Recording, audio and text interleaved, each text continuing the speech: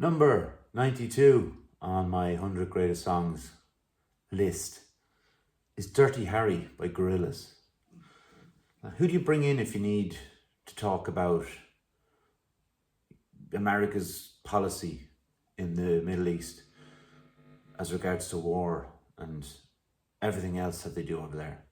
Well, of course, you bring in a children's choir to sing about guns. Why not?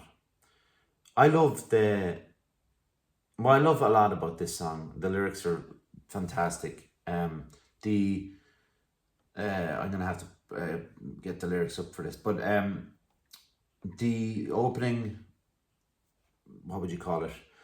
Piano riff. I wish I could play it. I just didn't get a chance to learn it fast enough, and I should. I've always loved it, and I still haven't learned it. But what I do know, the very straightforward bass line is enough. So it's just on my beautiful bass.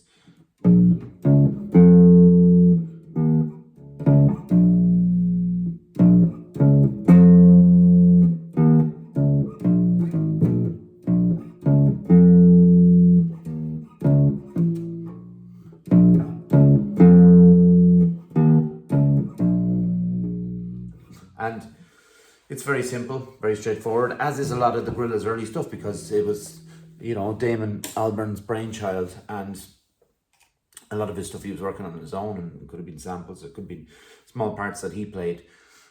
But the bass line is very important in it. Obviously, that beautiful piano piece is really important. But what really stands out is the lyrics. And I was very lucky to see Gorillaz live back on their Plastic Beach tour, which was the album after Demon Days, and I got to see some great performers with them who were obviously traveling with the Gorillaz, and I got to see Damon Albarn. First gig I ever went to was Blur, and I was lucky enough to see him then again in his different guise as the Gorillaz frontman and kind of letting leash.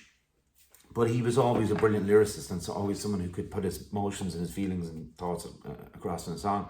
And what the kids are singing in the song is, I need a gun to keep myself among the poor people who are burning in the sun, but they ain't got a chance, I need a gun, because all I do is dance.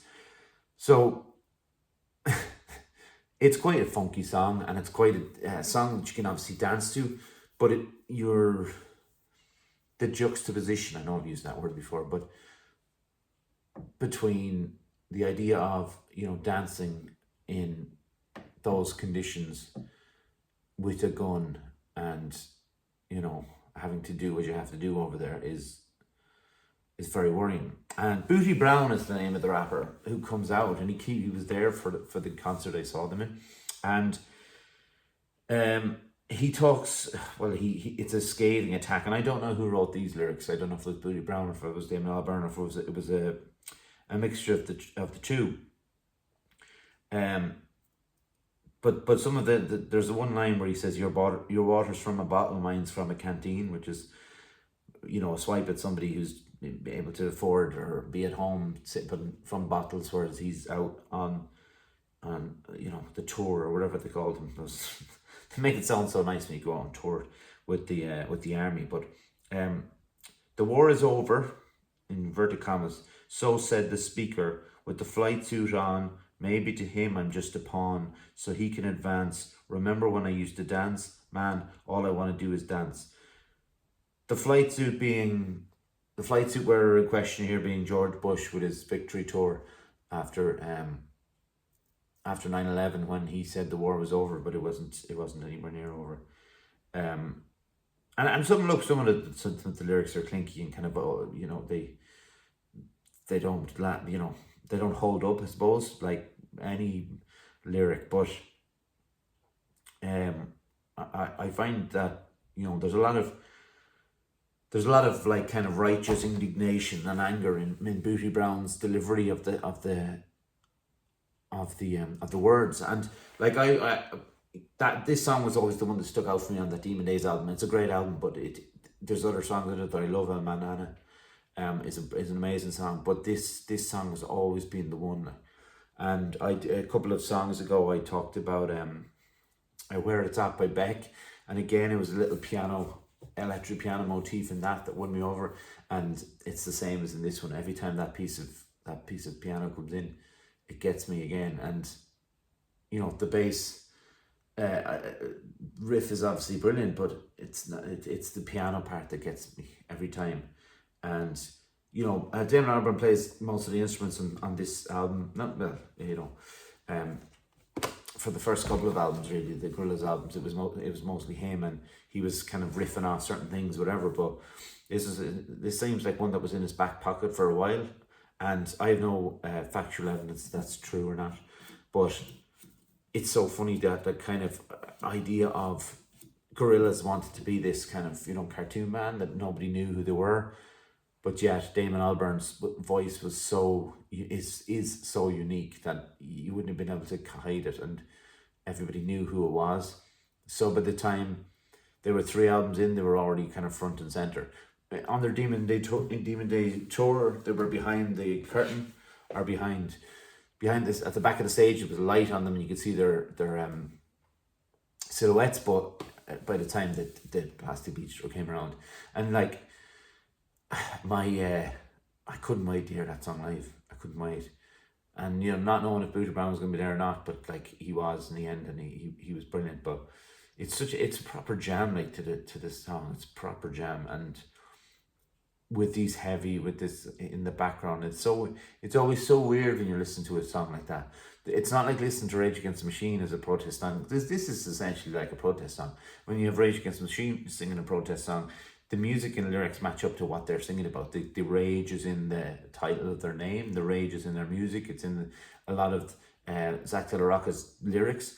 Bob Dylan's protest songs were just him and a guitar and like a realness and a uniqueness, I suppose, to his voice. But in this song, it doesn't feel like it's a protest song at all. It feels like it's like we should be jamming, like dancing, and well, I wouldn't be dancing, but you know what I mean. Like people would be getting up and dancing in a nightclub if this came on. But yet he's singing about like George Bush and America's foreign policies, and how the young and the well, I suppose the poor are left out there in the desert to fight wars that are being started by men in suits drinking from bottles, and I know that's an age old idea, but like it's not. It seems to kind of resonate always with artists and these people who speak about, speak out about these things, and it tends to be artists, and in this case it's Damon Albarn. And I've been a big fan of the Gorillaz, and I'm still a big fan of the Gorillaz. Their newest album is out recently enough, and I like some of the songs off it. They're still trying something new and something different. It's worth going to have a look at. If you do want to see a great live version of this, go to Gorillaz Dirty Harry live Manchester. There's a kids choir on it, and it's very cool. Like they're roaring, and they've got their choir leader doing it, and then they start like body popping and everything to the song, and it's adorable and cool. But again, shows where we're at with it being about one thing, but yeah, people are dancing like lunatics over here to the groove that it has. So yeah, go listen to it. I don't know why it's called Dirty Harry actually. Maybe it's just that idea of the guy coming in, kicking down your doors, and the way Americans bully boy tactics are in other countries. Maybe that's what it is, but it's a belter. But yeah, that's it for me for now. See you the next time. Bye.